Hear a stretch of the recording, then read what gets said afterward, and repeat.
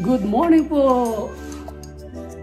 Dito na naman ako at gusto ko pong magpasalamat sa aking mga subscribers. Marami pong salamat sa inyong suporta sa aking channel. So sa mga silent viewers naman dyan, please support my channel.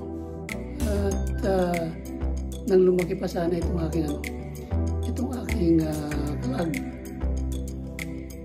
So ito po yung huli namin pamamasyal dyan sa kasi nag-long trip po kami mula California and then Oregon and Washington.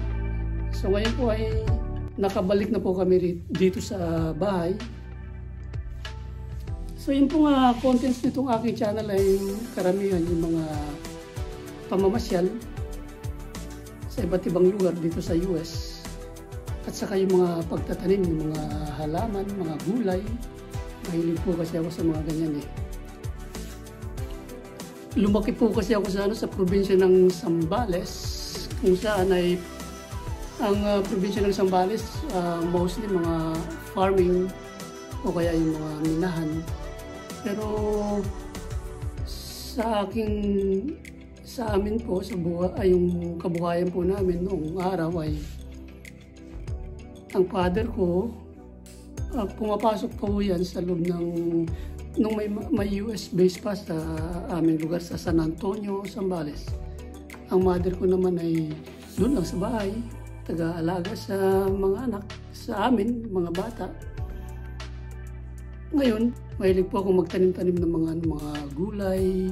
Nung ako ay mga nasa high school na, tatanim ako ng mga kamote, saluyot, yung kamuting baging. At saka kahit namin yung kamuting kahoy, avocado trees, yun po. So yun po, kaya yun po ang aking naging parang contest ng aking vlog. At saka yun, mahilig din po ako sa pamamasyal. Pero ang totoo po niyan, sa Pilipinas, wala po akong napasyal ng mga lugar.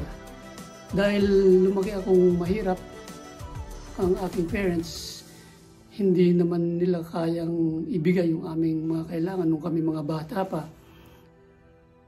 Marami po kasi kami sa pamilya, nasa 6 po kami, 6 na mga pamilya.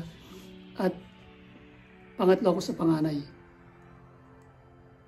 Dahil sa kahirapan, nagkaroon po ako ng parang malaking pangarap din sa buhay na sana dumating yung panahon na ako'y ano bang tawag ron, yung mga ibang bansa, ganun.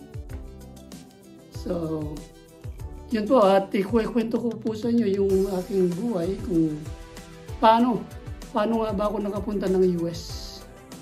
Sa ibang pagkakataon ay gusto ko pong ikwento ang aking buhay kung paano ako nakapunta dito sa US. Napakaganda ng aking karanasan bilang isang mahirap na pamilya. Sa ngayon ay gusto ko lang ipalabas yung aming mga napasyalan nitong 1 linggo naming road trip. So, salamat po sa inyong panonood.